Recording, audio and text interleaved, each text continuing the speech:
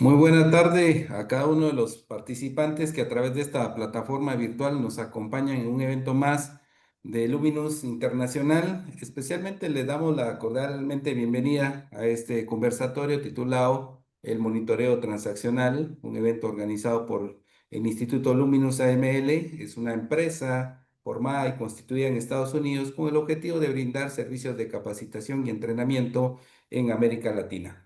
Hoy vamos a conversar de un tema bastante interesante, como es el monitoreo transaccional, lo cual se ha convertido en un pilar esencial dentro de los sistemas de prevención del lavado de dinero, el financiamiento del terrorismo y otros delitos financieros. Estamos claros, especialmente que en Latinoamérica, hoy por cierto, nos acompañan diferentes participantes de más de 10 países de América Latina. Estamos claros que en un entorno cada vez más dinámico, más digitalizado, con situaciones más cambiantes, más exigentes, las operaciones, por supuesto, se vuelven más complejas. A un lado, podemos mencionar también que los riesgos están evolucionando con rapidez y la responsabilidad que tenemos nosotros en nuestras organizaciones es de protegernos y, por supuesto, de proteger a nuestros clientes, lo cual se está volviendo cada vez más apremiante. El objetivo de este espacio organizado por Luminos es acercarnos de una manera mucho más sencilla a un tema tan fundamental en materia de cumplimiento. Cómo identificar, cómo analizar y por supuesto cómo dar seguimiento a las operaciones que pueden representar riesgos para nuestras entidades. Queremos que en esta hora que vamos a estar acá conversando, esto sea un espacio abierto, dinámico y por supuesto participativo. Yo a través de la plataforma voy a estar leyendo sus mensajes, sus consultas para írselas trasladando a los expertos. Y por supuesto que cada intervención aporte valor. Estamos claros que la efectividad del monitoreo no depende también únicamente del sistema de las plataformas que utilizamos, sino que también esto depende mucho de la capacidad que tengamos como profesionales, como oficiales de cumplimiento para aprender y sobre todo para adaptarnos al contexto actual. Así es que nos espera una jornada bastante interesante, no sin antes agradecer a cada uno de los participantes, por supuesto, a Luminous AML Instituto por tener este tipo de espacios realmente muy interesantes. Y recuérdense que todas estas grabaciones, todos los materiales previos también, porque hay una serie de conversatorios, están en la plataforma, en la parte de recursos, que más adelante yo les voy a compartir el enlace ahí a través del chat para que puedan acceder. Realmente muy interesante el valor agregado que esta institución desde Estados Unidos le está dando a varias instituciones en América Latina. Hoy nos acompañan reconocidos expertos a nivel latinoamericano, quienes van a compartir con nosotros experiencias, ejemplos, casos prácticos y sobre todo recomendaciones de cómo nosotros podemos fortalecer nuestros sistemas de prevención. Tengo el honor de presentar a un gran amigo, al ingeniero Juan Carlos Medina. Él es ingeniero industrial de la Universidad Católica del Perú, es profesional certificado en la lucha contra el blanqueo de capitales por la Universidad Internacional de la Florida, es también catedrático universitario, es director de la firma Medina Group Internacional, es consultor experto internacional en gestión de riesgos, prevención de lavado de activos, cumplimiento normativo, gobierno corporativo y control interno. El ingeniero Juan Carlos Medina también fue expresidente del Comité de Prevención de Lavado de Activos de la Federación Latinoamericana de Bancos FELABAN, expresidente del Comité de Cumplimiento de la Asociación de Bancos del Perú, ASBAN, y expresidente de la Asociación de Egresados del MBA del Tecnológico de Monterrey, México, con sede en Perú. Así es que, mi estimado Juan Carlos, te mando un gran abrazo desde Guatemala hasta Perú. Te damos la cordialmente bienvenida a esta plataforma virtual. Y por supuesto también un gran amigo, Alberto Ávila, desde Estados Unidos. Él es un ejecutivo de cumplimiento orientado a resultados, cuenta con más de 25 años de experiencia profesional a nivel internacional. Su experiencia ha sido práctica y también presencial en más de 22 países de América del Norte, América Latina, el Caribe y Europa.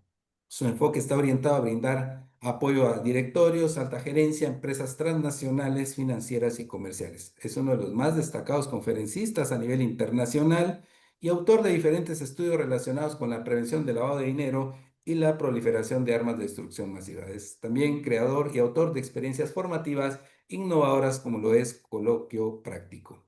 También tengo el honor de presentar a nuestro gran amigo y colega, el licenciado José Luis Luna Castillo desde Nicaragua. Es un profesional con una amplia experiencia a nivel latinoamericano, con más de 24 años de desarrollo profesional en el sector financiero, comercial, Banca Privada de Inversión y Desarrollo. Actualmente se desempeña como responsable de cumplimiento regulatorio y de prevención de la Corporación de Crédito denominada LAT Américas. Anteriormente fue gerente de cumplimiento de Banco Atlántida en Nicaragua e Invercasa, puesto de bolsa, y oficial de cumplimiento de Grupo Financiero Uno en Nicaragua. Cuenta con varias certificaciones a nivel internacional, así como otros posgrados, y ha sido expositor en diferentes congresos internacionales y organizador de seminarios tanto a nivel nacional como internacional.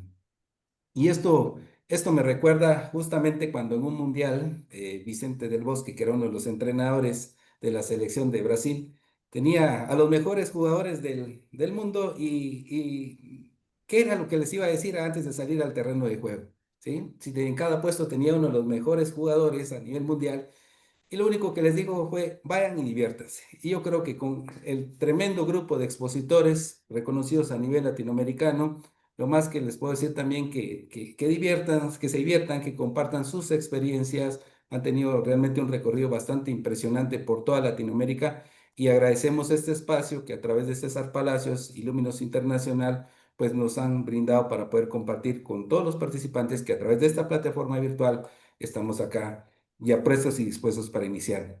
Estimado Juan Carlos, inicio contigo. Un gusto saludarte y recibirte a través de esta plataforma. Que nos puedas indicar cuál es el objetivo central del monitoreo. Hoy el tema central es el monitoreo transaccional, pero aparte de conocer qué es el monitoreo, ¿cómo lo podemos nosotros esto relacionar con la gestión integral de riesgos? Bienvenido Juan Carlos, un gusto saludarte. Gracias, Neri. Buenas tardes a todos. Encantado de poder participar en un evento más de Luminous y un agradecimiento también a César Palacios por la invitación. Y mejor aún todavía de poder estar acompañado de grandes amigos como Neri, Alberto y José Luis. Bueno, el foco de nuestra reunión el día de hoy, de nuestro conversatorio, está asociado a lo que es el monitoreo, ¿no? Evidentemente, ¿por qué es importante el monitoreo? El monitoreo yo lo veo como que importante porque es el hecho en que nosotros podemos validar realmente el comportamiento y la idoneidad del perfil que tengamos del cliente.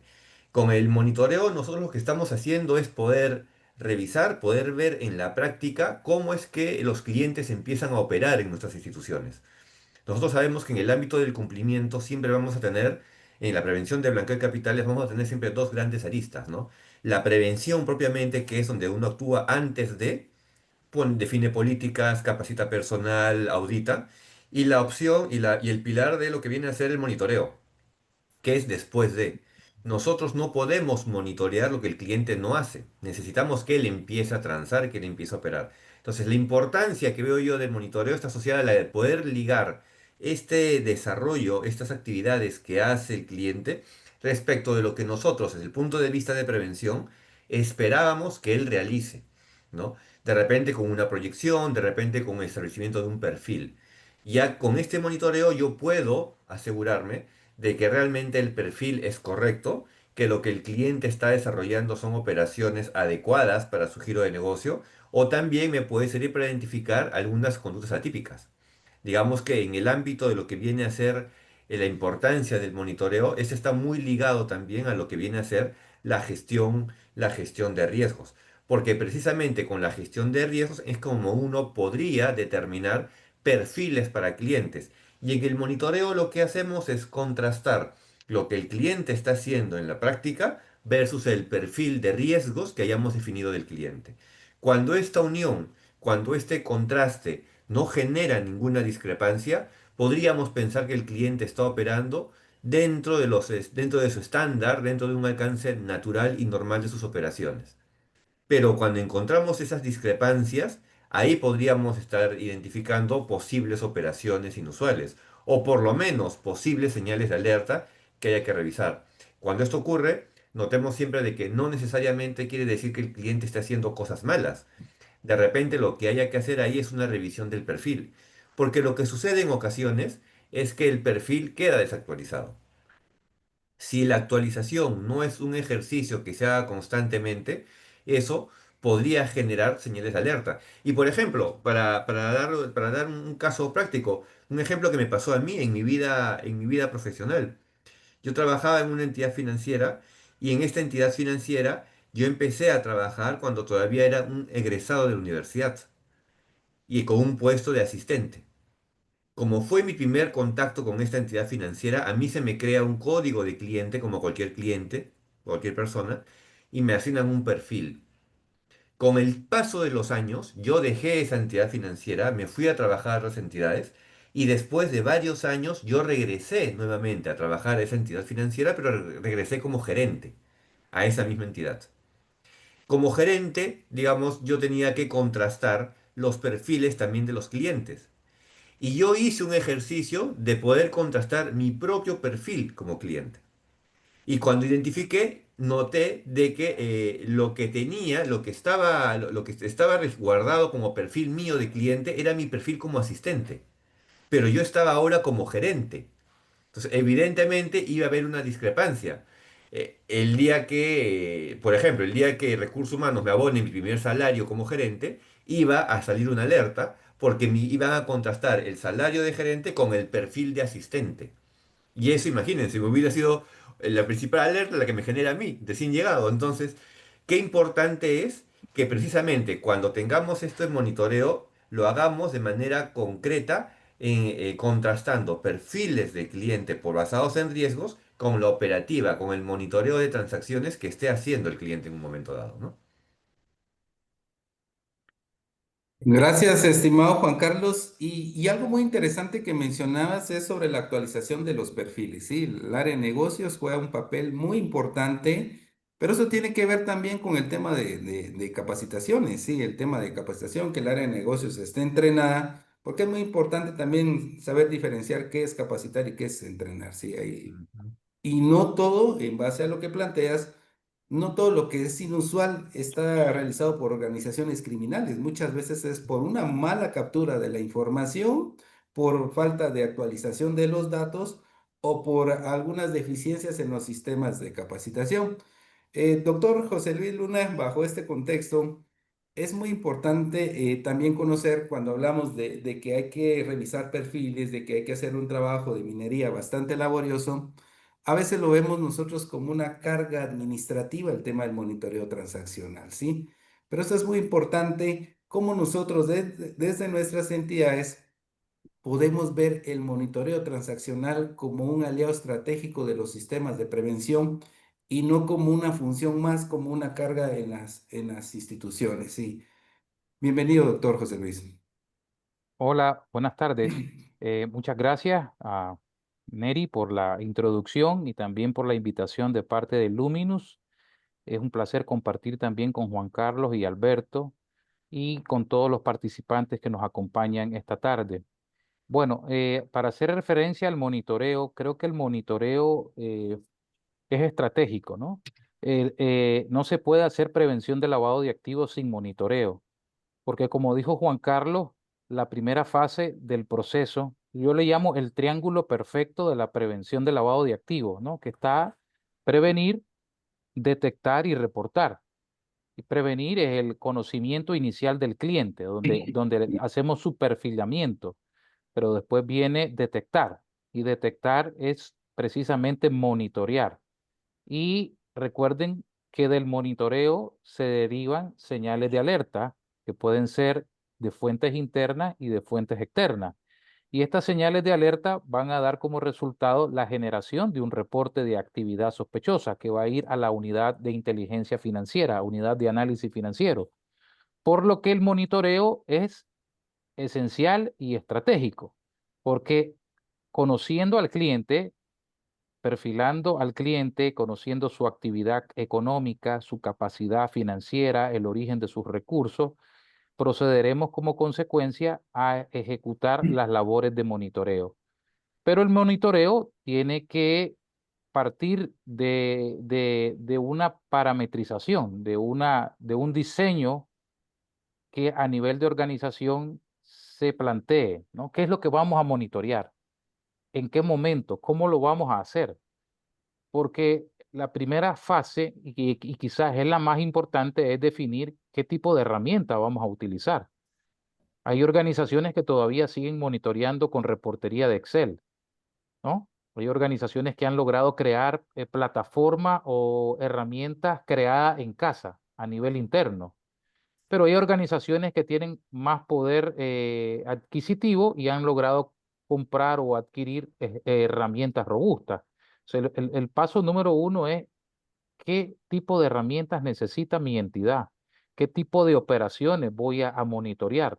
Que no es lo mismo el monitoreo de un banco que tiene retiros, depósitos, transferencias internacionales, remesa, mesa de cambio, que el monitoreo que hace por ejemplo, un dealer de autos, un negocio de compra-venta de autos, donde la transacción es bastante más sencilla. No necesita tener una herramienta tan robusta como un banco. Así que la primera fase, que es la elección de la herramienta de monitoreo, es quizás la más sensible, la más importante. Y esto tiene que ser liderado por el oficial de cumplimiento, asesorado, ¿verdad? Quien asesora a su vez a la junta directiva. Esto es lo que nos conviene, señores, porque esta herramienta nos va a permitir monitorear la transacción que nosotros estamos buscando vigilar, las transacciones que estamos buscando vigilar. Pero el monitoreo tiene que ir acompañado con la capacitación, la concientización. ¿Por qué? Porque todos los usuarios que utilicen esa herramienta necesitan adiestrarse, capacitarse sobre su uso, sobre su manejo y sobre su mantenimiento.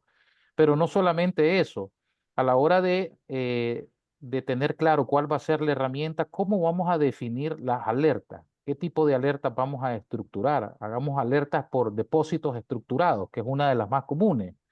Hagamos alertas por pagos anticipados. Hagamos alertas por depósitos realizados por terceros, ¿no? Que un tercero deposite al préstamo de un cliente. Hagamos alertas también de transferencias internacionales por monto significativo o desde hacia países de alto riesgo. O sea, la parametrización de la herramienta también es un punto vital y esencial. Y en ese sentido, todos los usuarios de la herramienta a nivel de la organización, los analistas de cumplimiento, los analistas de monitoreo deben de recibir la capacitación adecuada, precisa y oportuna. Pero esta capacitación debe de trascender más allá, porque no hay que capacitar solo al departamento de cumplimiento. Tienen que capacitarse también las áreas de negocio. ¿Por qué? Porque derivado del monitoreo, cumplimiento estará requiriendo mayor cantidad de información u otro tipo de información que las áreas de negocio deben de suministrar. Porque el monitoreo es ver una alerta y ver qué pasa con esa alerta. Como decía Juan Carlos, puede ser que me depositen mi salario, pero ahora ya tengo un cargo de gerente. Entonces, esa alerta deberá tener un procesamiento y ese procesamiento que va desde recibir la alerta, analizarla, documentarla y descartarla, debe tener una capacitación, una concientización a nivel de todos los analistas de un departamento de cumplimiento, pero también de las áreas de negocio. ¿Por qué? Porque las áreas de negocio son las encargadas de pedir y solicitar mayor información a los clientes. Ese sería mi aporte, Neri, en cuanto a la función estratégica que tiene el monitoreo dentro de las instituciones financieras y también dentro de las instituciones que no son financieras, porque el monitoreo lo tenemos que hacer todo. Gracias, doctor José Luis. Un tema muy interesante. Bueno, antes de seguir conversando, a todos los participantes a través de esta plataforma, recuérdense que pueden hacer sus preguntas a través del chat. Con gusto lo voy a estar leyendo y compartiendo acá a los expertos. Recordarles también que este evento va a ser colgado en la plataforma de Luminous, en el apartado de recursos, para que ustedes también puedan acceder en cualquier momento. He tomado algunas notas, José Luis, y tocas unos puntos bastante interesantes. ¿Cómo es, qué es lo que vamos a monitorear? ¿Sí? Es un tema muy interesante, especialmente cuando el oficial de cumplimiento que debe liderar este proceso tiene que hacer su monitoreo transaccional. ¿Por dónde va a empezar? ¿Qué es lo que va a monitorear? ¿Cómo lo va a hacer? ¿Con qué recursos lo va a hacer?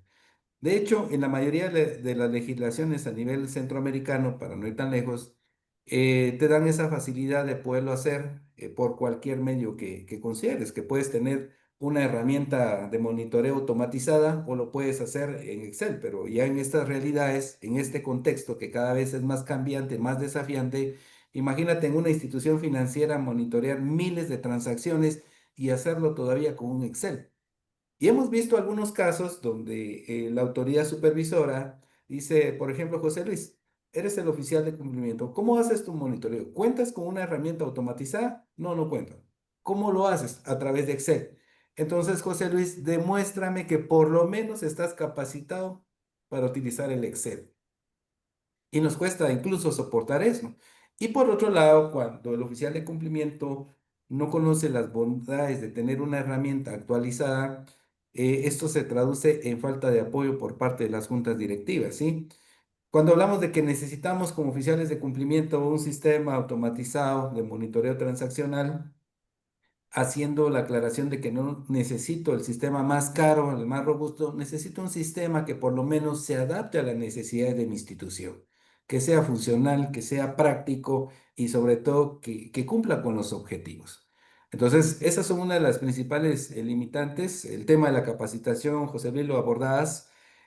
A veces por el tema de la falta de recursos, de ver todavía el tema de cumplimiento normativo como un gasto, y lo que hacemos es enviar a capacitación, por ejemplo, de vía diligencia del cliente al oficial y que el oficial venga y venga a compartir lo que fue a aprender en esa capacitación. Cuando es el área de negocios que debe estar, debe hacer esa debida diligencia y sobre todo, pues tiene que ver con la actualización de los perfiles que decía Juan Carlos. Muy interesante conocer esa parte. No todo lo que es inusual y que después pasa como carácter sospechoso es cometido por organizaciones criminales. Muchas veces es por la falta de capacitación, por el mal llenado de formularios de inicio de relaciones, por ejemplo, y por supuesto, por la actualización de los informes. Bienvenido, mi querido amigo Alberto Ávila, un abrazo hasta Boston, Massachusetts. Y bueno, ya escuchaste parte de la conversación y estamos hablando de la importancia del monitoreo.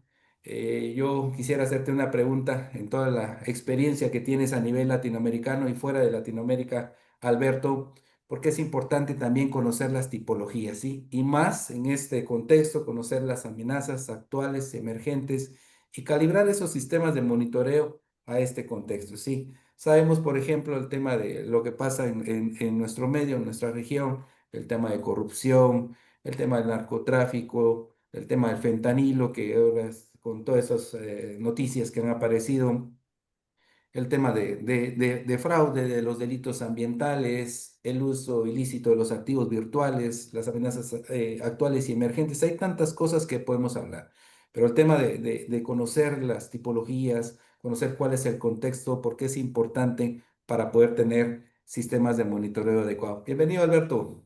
Muchas gracias, Ney. Me la ponen difícil porque además de la amistad que nos une a todos, pues está el compromiso de poder darle seguimiento a lo que dos estimados profesionales tan destacados como Juan Carlos y como José Luis, y pues bueno, contigo. O sea, es así, ya nos mandaste a divertirnos, pero también me la pusiste difícil, ¿no? Estoy con Kaká, con Messi, con Ronaldo, bueno, ya cada quien que quede donde quede.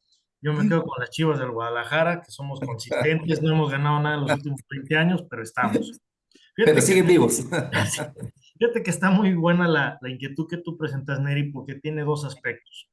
O sea, sí está este aspecto real de cómo tiene no solo que el oficial de cumplimiento, sino que el negocio, llámese la institución financiera o como lo está diciendo José Luis, el que vende carros, ¿no? O el que vende casas, o sea, tienen que conocer todo el entorno que afecta a su relación. Entonces, tipologías no es nada más un tema de cumplimiento, es un tema también del propio negocio.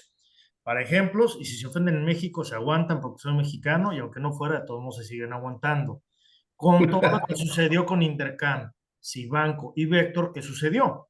Esas instituciones, al dejarse penetrar de esa manera por estas operaciones de fentanilo, la parte china y del narco, afectaron otros negocios, ojo, fíjate, que estaban perfectamente muy claros, que eran muchos de los retirados norteamericanos que estaban pagando a través de fideicomisos que estas entidades estaban manejando. Entonces, cuando explota todo esto, oye, voy a considerar, como bien decían todos ustedes, oye, voy a considerar que esas transacciones que vienen de Estados Unidos son todas ilícitas. No estoy diciendo que los norteamericanos estén perfectamente limpios tampoco, pero ¿qué fue lo que sucedió? Empezó a haber una sobrecarga también en los sistemas porque cuando no se entiende por qué se están discutiendo cosas como esto que sucedió en estas instituciones mexicanas, pues bueno, ¿por qué están suspendiendo movimientos de dinero? ¿Cómo vienen los cuestionamientos del extranjero? O sea, las tipologías van a funcionar si en realidad entendemos primero el negocio y si entendemos también cómo es que está operando la economía y otra cosa muy importante, la política. Ya el tema de prevención del lavado de dinero, le guste a quien no le guste, ya es un tema político. Se utiliza también para cosas de política. Y si no, ahí está el señor Trump metiendo no nada más cuotas compensatorias por este ejemplo de lo que se dio con Vector y demás, es avance de una política. Entonces también hay que entender esa fineza ahora en todos estos procesos que estamos desarrollando.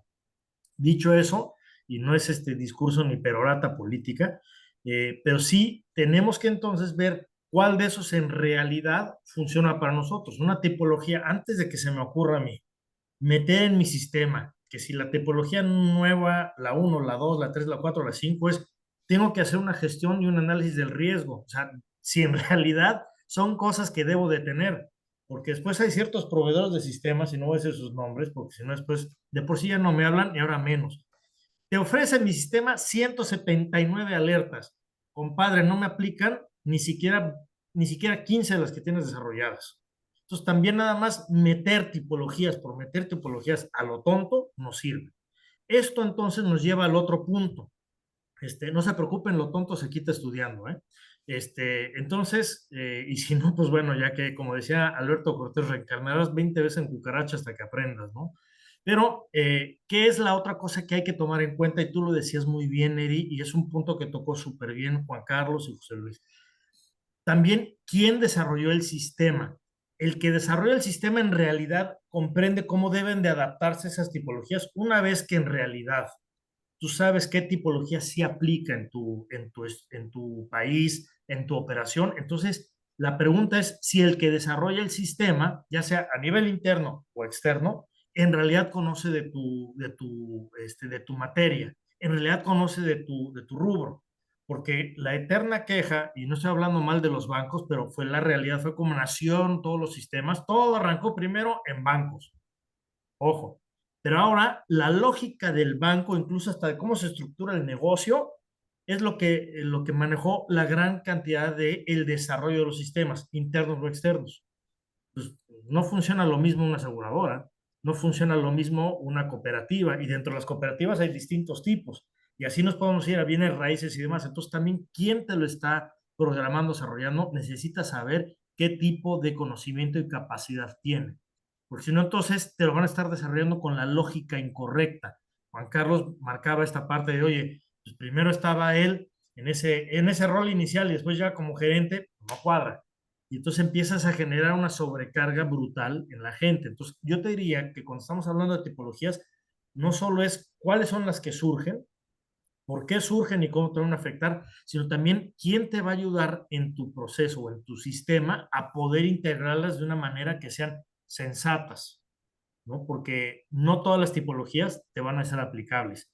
Pero ¿cómo le respondes tú a la autoridad? Que es una pregunta muy buena que tú le planteabas precisamente a José Luis y que se manejó súper bien por él. Es, bueno, tengo yo que documentar que sí sé, que sí hice las cosas, que sí me preparé, que sí estaba yo capacitado y que con ese análisis que hicimos podemos determinar si esa tipología aplica o no. Ya no te metes en temas de discusión con la autoridad en cuanto a que si la autoridad te está diciendo si tú sabes cómo monitorear o no. ¿Sabes qué? Esa tipología ni siquiera me aplica. Búsquesle por donde le busques. Y hay ciertas tipologías que no necesitan de un sistema debido al tipo de impacto que pueden tener nosotros. Entonces, más o menos así lo digo porque es como si ya me hubiera metido yo en el área chica y no soy el portero. Gracias, gracias Alberto. Y qué interesante el tema de los sistemas, sí, y eso es lo bonito de poder estar acá con grandes profesionales. Yo aquí, no creen, miren, yo estoy aprendiendo también, aquí tengo mi hoja. Porque el tema de los sistemas de monitoreo transaccional, justamente decías, Alberto, pues dice, te ofrezco estas alertas, pero al final tu modelo de negocio es totalmente diferente a lo que te ofrece. Entonces resulta que la institución se tiene que adaptar al sistema y no el sistema a la institución. Sí, y ese es uno de los grandes problemas. Y bueno, y con eso le damos a nuestros oficiales para que puedan trabajar, ¿sí? Y ahí todavía hay casos, porque hay que verlo así, especialmente en algunos sectores, que se carecen de sistemas, ¿sí? La mayoría carece de sistemas, de estas herramientas, Y justamente la autoridad le ha dicho que es necesario que aunque una ley no te lo exija, pero ya el contexto y las condiciones sí te obligan a tener un sistema automatizado, porque se te va más tiempo en Ujú. preparar tus reportes de monitoreo que hacer la función que decía el doctor José Luis Luna, prevenir, detectar y reportar, que es la esencia de cumplimiento. Entonces, muchas veces también pensamos que cuando no hay una debida capacitación para nuestros oficiales de cumplimiento, que el monitoreo es solo generar reportes, se lo entregamos a la autoridad, sí, pero ¿qué vas a hacer con esos reportes? ¿Cómo lo vas a analizar? ¿Cuáles fueron las conclusiones que llegaste de este análisis? Si lo descartaste, si hubo un descarte, si hubo un seguimiento, si está o no, o puede ser que no lo revisaste y es una de las cuestiones. Sí, dime, Alberto. Oye, estimado Neri, yo creo que ahora ya nos has preguntado mucho a nosotros, entonces ahora nos toca pues abrevar de ti, porque si eres el director técnico del grupo, es porque también te la sabes de todas, todas. Fíjate que ahora, mientras estás mencionando esto, de toda esta complejidad, Neri, la experiencia que tú has tenido, sobre todo con la gran cantidad de empresas y distintos tipos de negocios, oye, ¿cómo ves este tema de la capacidad entonces para revisar las alertas, ¿no? O sea, pues qué si escalo, qué no escalo, y cuáles voy a determinar si son sospechosas o no, qué es reportar de manera oportuna. O sea, con todo esto que te ha tocado ver esta variedad, no solo en la asesoría, sino ver la parte real, ¿qué nos puedes tú comentar, mi estimadísimo director técnico? Gracias, Alberto. Mira, te puedo compartir algo. Sí, en algunas interacciones con colegas a nivel centroamericano, estábamos en una cena y hablábamos el tema de qué tanto se detectan transacciones inusuales en las instituciones. ¿Sí? Y la conclusión es que en ciertos sectores todavía cuesta detectar transacciones inusuales. Y si no hay transacciones inusuales, el tema de las sospechosas. Uno puede ser porque no tienes una herramienta que te ayude de acuerdo al modelo de negocio. Dos, la falta de capacitación y entrenamiento para poder detectar las señales de alerta, para poder analizarlas. Y hay que tener claro, como en el caso de la normativa de Guatemala, que una actividad sospechosa, y creo que está en varios países también, es cuando ya carece, que es una transacción inusual, pero que ya está debidamente analizada, ¿sí? Pero por carecer de un fundamento legal o económico, podría constituir un ilícito penal, ¿sí? Pero quizás, ¿qué pasa, Alberto, José Luis, Juan Carlos, si la persona no hizo un adecuado perfilamiento del cliente, ¿sí? Carece de capacitación y lo mandamos a vincular clientes y toda esa información que va a parar a un core le llega al oficial de cumplimiento y le está llegando en base a lo que el área de negocios hizo. Por eso te decía, muy importante capacitar al área de negocios, pero ¿qué hacemos en la realidad? Muchas veces que vaya al oficial y que él venga a replicar lo que aprendió acá, ¿sí? Cuando son, la parte de negocios es esencial, ¿sí? Entonces, si el área de negocios no tiene una calidad de data que va a alimentar los sistemas o las herramientas, pues eso va a llegar. Alguien decía, un buen amigo en México, si vas a meter basura en tu sistema, en tu información, ¿qué vas a obtener? Vas a obtener basura, ¿sí? Y eso pasa en muchas cuestiones. Entonces, cuando nosotros miramos en ciertos sectores, también hay, te lo digo así con total franqueza, hay oficiales de cumplimiento que les tiembla la mano para hacer un reporte, ¿sí? Porque todavía piensan que eso ya es una denuncia penal, porque piensan que va a haber una repercusión más adelante. En nuestra normativa todavía existe algunas situaciones, de hecho, en la última visita que nos hicieron, la última evaluación, de poder mejorar algunos artículos de la ley porque también puede vulnerar la integridad. Entonces alguien puede pensar, no, si voy a reportar me puedo meter en problemas y mejor no digo nada acá en la institución. Pero también hay que ver que la norma en muchos países dice que te puedes eximir de cualquier responsabilidad penal, civil o administrativa, siempre y cuando reportes en cumplimiento de la normativa.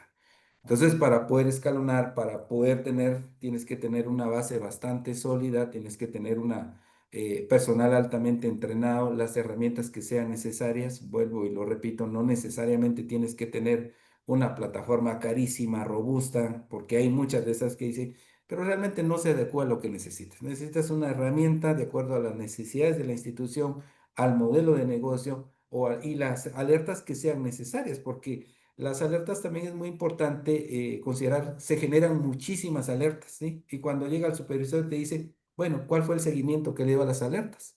¿Sí? Demuéstrame que tuvo un seguimiento, que tuvo una revisión, se encuentra en revisión.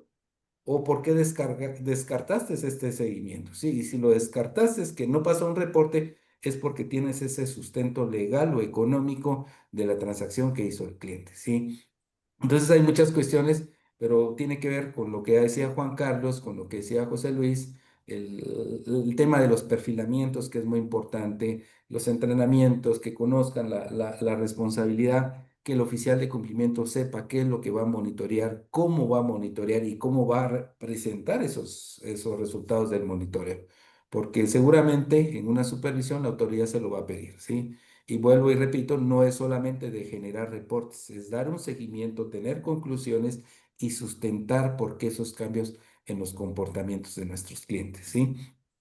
Pues bueno, miren, está avanzando ya el tiempo, no se sienten, no sin antes recordarles acá a todos los participantes de esta plataforma virtual, más de 90 participantes de diferentes países, gracias a el Instituto Luminus, liderado por César Palacios.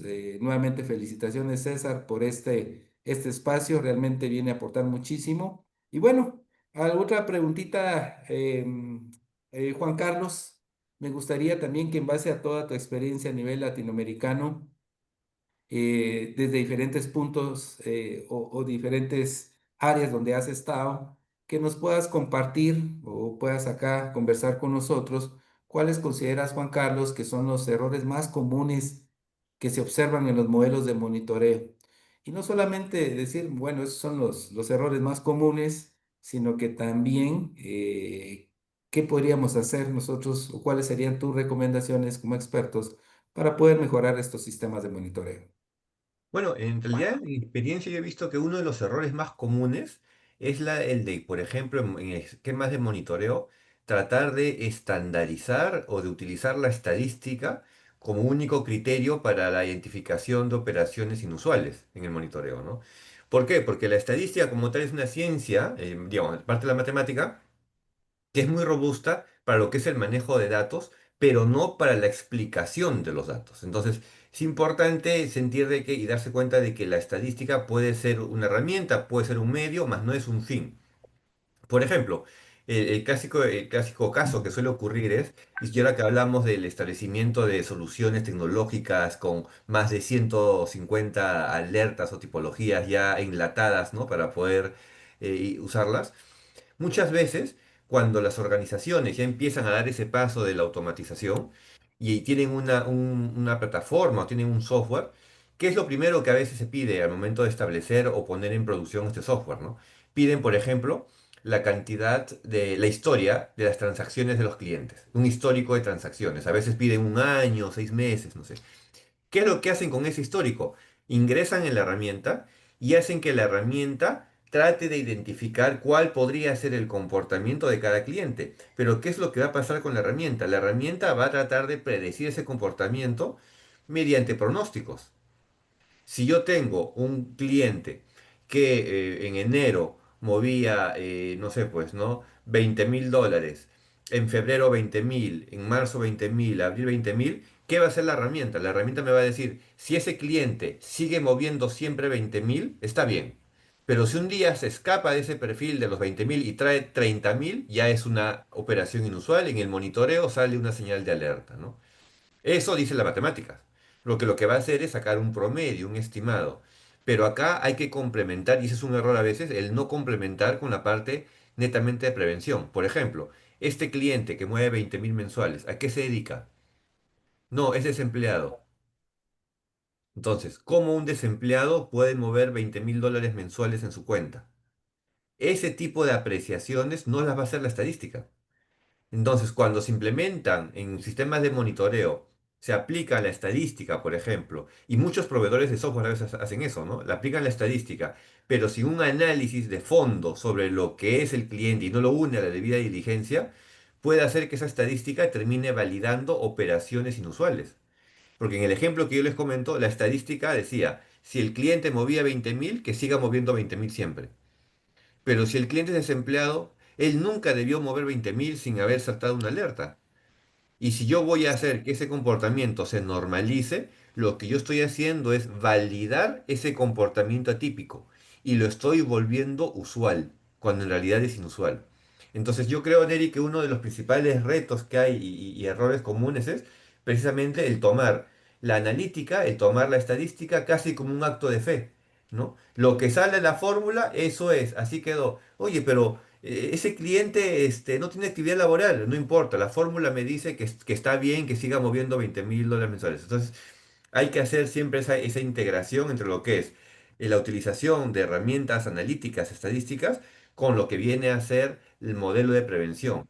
La matemáticas no sabe prevención de blanqueo de capitales. Entonces, tampoco podemos enseñarle. Lo que tenemos que hacer es utilizar el criterio matemático para identificar condiciones atípicas siempre y cuando hayamos validado la información de debida diligencia del cliente, ¿no? Excelente, Juan Carlos. Y bueno, ahora voy a hacer un mix entre lo que dijo Alberto, lo que dijo José Luis y lo que acaba de decir Juan Carlos. El monitoreo va muy vinculado a tecnología, procesos y por supuesto personas, ¿sí? Y cuando hablamos de las personas, José Luis, muy importante también capacitar a los analistas, ¿sí? Capacitar a las personas que analizan las alertas, porque es muy importante también que se realicen investigaciones exhaustivas de las transacciones alertadas. Y con esto nosotros podamos analizar la posibilidad de operaciones sospechosas. Nuevamente, José Luis, ¿por qué? ¿Cómo podríamos vincular esto de una mejor manera? Tecnología, procesos, personas, y cuando hablamos de personas, también esa capacitación especializada a quienes analizan las alertas, ¿sí? Comparto lo que ustedes mencionaban, la falta de procesos claros también es muy importante que se pueda considerar, porque a veces mandamos a hacer los análisis en las instituciones sin capacitación y entrenamientos previos. Y estamos hablando de un tema muy importante como es el análisis de las alertas y el seguimiento posterior. Si, imagínate si alguien no hace un análisis exhaustivo de estas alertas, ¿en qué podría derivar? ¿Cuál es esa importancia, doctor José Luis? Bien, hay que tomar en consideración, en primer lugar, que la capacitación debe ir orientada eh, a lo que hace cada analista, porque recordemos que el monitoreo no solamente se basa en las alertas de operaciones que se produzcan. Una herramienta de monitoreo generalmente tiene varios componentes y no solamente está orientada a revisar las operaciones que ocurran en la institución financiera. La herramienta de monitoreo debe de tener el componente de análisis de operaciones basado, como dijo bien Juan Carlos, en una desviación estándar, en una estadística. Pero además de eso, la herramienta de monitoreo debe de integrar chequeo de listas de sanciones, ¿no? Una herramienta de monitoreo completa tiene chequeo de listas internas y externas también. Y además de eso, todo lo que tiene que ver con reportería a, eh, a la unidad de análisis o inteligencia financiera, porque hay ciertos tipos de reportes que la herramienta de monitoreo debe de ser capaz de emitir y enviar, ¿no? Por ejemplo, reportes de operaciones en efectivo basados en umbrales. Es un ejemplo clásico y común. Dicho esto, la herramienta de monitoreo entonces debe de estar estructurada en diferentes componentes, ¿no? El monitoreo de operaciones, el monitoreo de listas de sanciones y la reportería a la autoridad competente, que podríamos decir que son los módulos más importantes o esenciales dentro de este tipo de herramientas, que es muy común verlos, ¿verdad? En los software de monitoreo. Eh, entonces, cada parte de la herramienta de monitoreo debe de tener su capacitación específica, porque no, si queremos especializar a alguien en revisar listas de sanciones, tenemos que darle capacitación orientada al manejo y uso de listas de sanciones para identificar y descartar coincidencia. Esta persona debe de volverse un experto en revisar coincidencias por homonimia que le permitan determinar esta persona es la misma que estoy filtrando en este momento. Entonces, vamos a darle capacitación a este equipo, a este grupo, específicamente para especializarlo en descartar coincidencias por homonimia. Igual, si vamos al grupo que revisa las transacciones basadas en umbrales, basadas en parámetros o en tipología, ese grupo, ese equipo también deberá recibir capacitación orientada a generar, como dijo Juan Carlos, no todo te lo da la matemática. Los analistas deben de tener su olfato, no, un olfato investigativo que les permita también asociar la estadística al propio criterio, al criterio humano, que sigue primando el criterio humano sobre el criterio de la máquina. Al final es mucho más importante, ¿no? La máquina es un aliado estratégico, una ayuda, pero el criterio humano sigue siendo quizás el elemento más importante, ¿no? Porque si no, de repente van a aparecer robots en el departamento de cumplimiento y ya no vamos a estar nosotros ahí, ¿no? Haciendo la labor. Van a estar robots analizando operaciones. Tal vez en el futuro, unos 10, 15, 20 años ya sea así, pero por el momento el recurso humano es el más importante y por lo que es el más importante, tiene que estar debidamente capacitado. Tiene que estar capacitado en las habilidades que han sido designadas dentro de la organización. Si son chequeos de listas, vamos a especializarlos en chequeos de lista. Y si los vamos a robustecer en todo el proceso porque nos interesa que sean versátiles y que pasen de un área a otra, también lo podemos hacer, ¿no? De manera que todos sean un equipo que sume, que sume a la organización y donde los pongamos ellos puedan efectivamente hacer una labor de monitoreo efectiva porque han sido debidamente entrenados. Gracias, José Luis. Hay temas muy interesantes. Ya mencionabas el tema de las listas, que las personas también sepan cuál es el motivo de esas listas. Ahora estamos viendo el caso de lo que acaba de pasar en Estados Unidos con esa designación a Vector, Casa de Bolsa, al banco y todo lo que viene, porque esto cada vez ha sido más exigente. Y lo que hablaba José Luis me recuerda lo que pasó el año pasado en Estados Unidos con TD Bank, ¿se recuerdan? Un caso emblemático, seguramente Alberto tú lo conociste más a detalle, estás muy cerca, pero ¿cómo es posible que el 90% de las transacciones, dice, no fueron monitoreadas desde aproximadamente desde el año 2018 al 2024? Y había una palabra del fiscal que presentó ese caso en Estados Unidos donde hacía referencia a que el banco había creado un entorno que facilitó la delincuencia financiera. ¿Por qué? Por falta de monitoreo transaccional al facilitar sus productos y servicios, especialmente los cajeros automáticos, para mover plata, especialmente del narcotráfico entre Estados Unidos y Colombia. Hubieron muchísimas alertas, faltó seguimiento, problemas de falta de monitoreo, falta de capacitación y ese caso es bastante emblemático, tú lo conoces, Alberto. ¿Alguna recomendación al respecto? Mira cómo vamos ampliando la conversación, pero es un caso muy delicado y que está relacionado con justamente lo que hoy acá nuestros colegas han compartido en base a sus conocimientos y experiencia.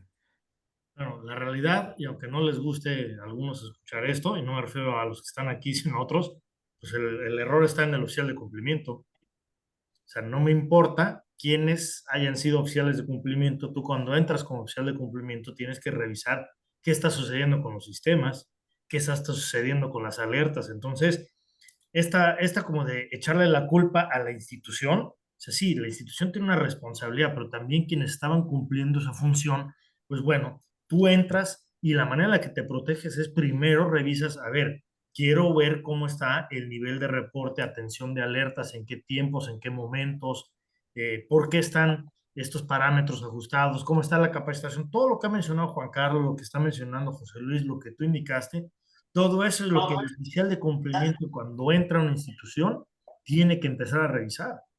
Entonces, ojo, porque ahí te habla de que el fallo dentro del sistema empieza desde la cabeza también. Porque si el oficial de cumplimiento, por lo menos en lo que está disponible al público de lo del caso de TD, este, pues en ningún momento aparecer un comentario y me faltan recursos o no tengo sistemas o necesito que me capacites a la gente. O sea, no sale nada de eso. Ni siquiera en los comentarios que el propio TD saca en medios para tratar de defender su postura, no ves esa integración o ese accionar. Entonces, lo primero es qué está haciendo el oficial de cumplimiento ante esa situación.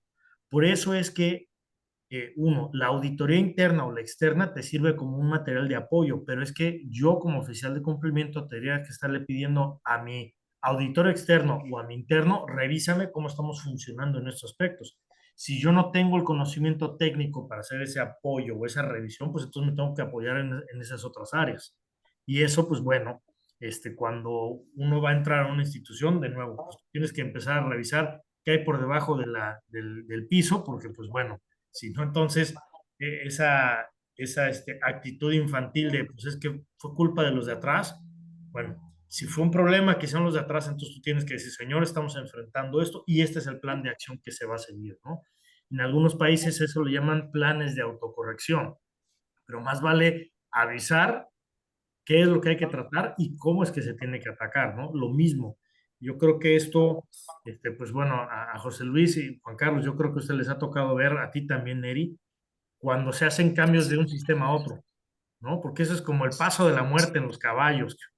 Y aquí estás montado en uno y ahí está corriendo el caballo y por este lado viene otro caballo que viene más ligerito, no tiene nada, pero te tienes que brincar al otro, pues cómo se van a comunicar, cómo vas a jalar esa información y ahí es donde viene la efectividad de las alertas. Hay personas que están contentas con que si el 10% de las alertas que revisan se convierten en casos a revisar.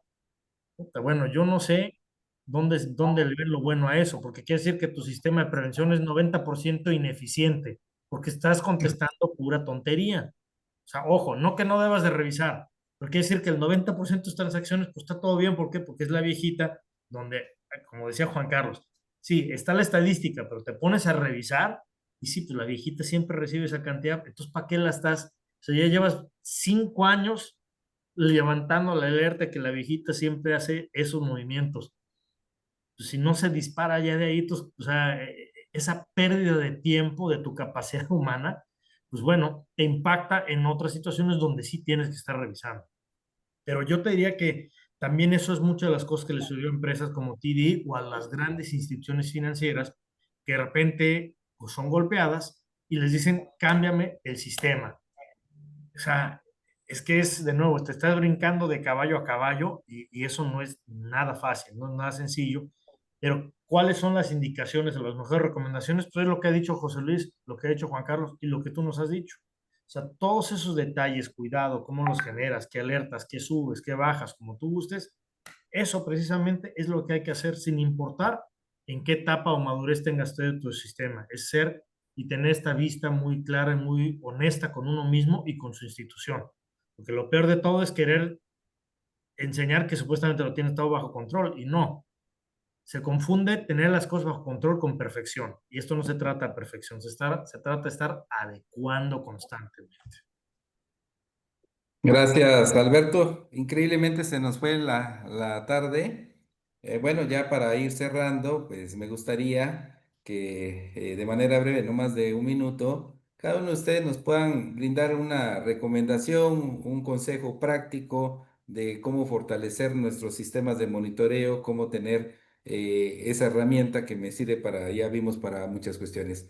Juan Carlos, empiezo contigo. ¿Alguna recomendación ya final para ir cerrando este conversatorio? Sí, bueno, yo recomendaría siempre empezar, si el oficial de cumplimiento no está muy entrenado en ese aspecto, empezar a aprender y entender un poco el análisis cuantitativo que se tenga en los datos. Si bien he dicho que, claro, la matemáticas no conoce de prevención de blanqueo de capitales, cuando tenemos grandes volúmenes, sí nos puede ayudar a hacer determinadas segmentaciones, ¿no? Siempre sin dejar de lado lo que viene a ser la debida diligencia, para no que nos pasen los casos como que acabamos de comentar, ¿no? Entonces, yo creo que como recomendación es, desde el punto de vista de cumplimiento, empezar a averiguar, a documentarnos un poco más sobre el manejo analítico de datos para poder eso complementarlo con nuestro conocimiento de debida diligencia y de gestión de riesgos de cumplimiento, ¿no? Gracias, Juan Carlos. Muy interesante. Me gustó la palabra aprender. Sí, y creo que día a día vamos aprendiendo. José Luis, tu recomendación final o consejo práctico. Bueno, más que para fortalecer la herramienta de monitoreo, mi recomendación viene dada u orientada, ¿verdad?, a que el monitoreo sí es estratégico dentro de la gestión de riesgo y como es estratégico, los que se encargan de esta labor tienen que tomarse el tiempo necesario y el cuidado necesario para poder diseñar una herramienta eficaz, ajustada a las necesidades propias de la organización, porque de no hacerlo, en el caso del monitoreo, las consecuencias pueden ser graves. Sí, significativas para la institución, porque la falta de buen monitoreo, la falta de reporte de operaciones sospechosas deriva como consecuencia las peores sanciones que existen por los organismos de supervisión. Por lo tanto, es ahí donde el monitoreo adquiere una mayor relevancia e importancia. Gracias, José Luis, ¿no? Y qué interesante, mira, César, también creo que este tema da para largo. José Luis habla algo muy importante y me quedo con eso también. La falta de monitoreo puede tener un impacto bastante significativo en nuestras instituciones y eso hay que considerarlo. Y para quienes están haciendo monitoreo y para quienes no lo están haciendo todavía adecuadamente, pues tomemos lo que decía Juan Carlos, empecemos a aprender y cómo fortalecer nuestros sistemas de monitoreo. Alberto, ¿cuál es tu conclusión, tu recomendación final? Bueno, ya otra vez metiéndome de nuevo en el área chica, pues es simplemente reforzar lo que Juan Carlos y José Luis han dicho. O sea, no es inventar lo negro, pero el oficial de cumplimiento se tiene que allegar de personas que sí sepan de su tema. Ojo, y cuando me refiero a su tema, no el tema del oficial de cumplimiento. Si el oficial de cumplimiento no es bueno para el Excel y no sabe el uso de la inteligencia artificial, pues entonces agárrate a alguien que en tu equipo sí sepa cómo se maneja que el Power BI, que la estadística, de qué manera, alguien que sí sepa cómo opera el negocio, alguien que sí entienda entonces cómo puedes programar, cómo puedes validar que lo que está haciendo la herramienta con las alertas está hecho correcto, porque no tampoco es que entres de manera ciega. Entonces yo creo que es tomar esa perspectiva que José Luis y Juan Carlos han dicho y apóyate con alguien o integra a alguien a tu equipo que sepa de eso. Quítense oficiales de cumplimiento de la idea que se la saben de todas, no se la saben de todas, no son magnánimos, no se la, o sea, ojo, sí tienen un rol muy importante, pero dentro de importante ese rol es apóyense de gente que sí sepa, que les ayude precisamente a cómo se van a hacer los ajustes y cómo se va a interpretar. Lo decía Juan Carlos, los números te dan a entender mucho, pero cómo los interpretas, cómo se alimentaron de eso. José Luis lo decía, hay que capacitar. ¿Cómo entonces monitoreas? ¿Qué monitoreas? ¿Qué no monitoreas? Y entonces, ¿cómo se da esa interpretación? A veces, la idea la puede tener muy clara el oficial de cumplimiento, pero no sabe cómo hacer esa interfaz literalmente entre el oficial de cumplimiento y las herramientas. Y eso, pues bueno, nos lleva a que tú nos contestes una pregunta ya rápido en los últimos 30 segundos, mi estimado Neri. Y entonces, con todo esto de este problema, ¿cómo ves esta cuestión de la escalada de todas estas este, acciones que hay que hacer? ¿Cómo estimas tú, prudente, que esto se tenga que escalar y cómo nos ayudas a darle un cierre aquí a este partido de fútbol, mi estimado? Gracias, Alberto. Mira, hay tantas cuestiones que podemos conversar, pero lo voy a vincular mucho a lo que decías también, Alberto. Yo me puedo apoyar porque muchas veces nos cuesta como oficiales hacer el análisis realmente si una transacción es efectivamente sospechosa y si es sospechosa, pues debo reportarla a las autoridades. Pero eso hay un tema que manejamos mucho, que prevención es un compromiso colectivo, ¿sí? No es solamente un compromiso del oficial de cumplimiento, porque cuando llegan las sanciones, llegan, lo primero que hacen es, mira, te viene una sanción. ¿Sí? Sí. ¿Y por qué al oficial de cumplimiento? Si el oficial es el encargado de vigilar la implementación del programa de prevención, pero hay muchas cuestiones. Ese escalamiento que tú mencionas es muy importante. ¿Por qué? Porque eso me puede a mí ayudar a poderme en este caso, eximir de responsabilidades, ¿sí? Si yo reporto en cumplimiento a la normativa, pues me eximo de una responsabilidad penal, civil o administrativa. Pero si yo no tengo una base sólida, como lo que hablamos ahí, de poder aprender como oficial de cumplimiento, de tener herramientas básicas, pero que sean efectivas, de tener equipos altamente entrenados y que sepan alertar y tener toda una estructura de cumplimiento, pues lógicamente va a ser muy difícil el poder determinar. Los programas de capacitación muy importantes, tal como lo mencionábamos hace unos días con César, y nuevamente felicitarle por estos espacios porque es increíble que a estas alturas, en algunas entidades todavía, el oficial de cumplimiento carece de recursos para poderse capacitar. Y creo que lo que estás haciendo, César, es dar un valor agregado al gremio de profesionales. Ya lo mencionábamos también al inicio, que esto va a estar colgado en la plataforma de Luminous AML. Así es que muchísimas gracias, queridos amigos, estimado Juan Carlos, José Luis, Alberto. Queremos agradecer profundamente, gracias también César por la invitación a poder estar acá en esta plataforma, a nuestros panelistas por sus valiosas aportaciones y a cada uno de los participantes, gracias por esa participación y ese llamado en este conversatorio.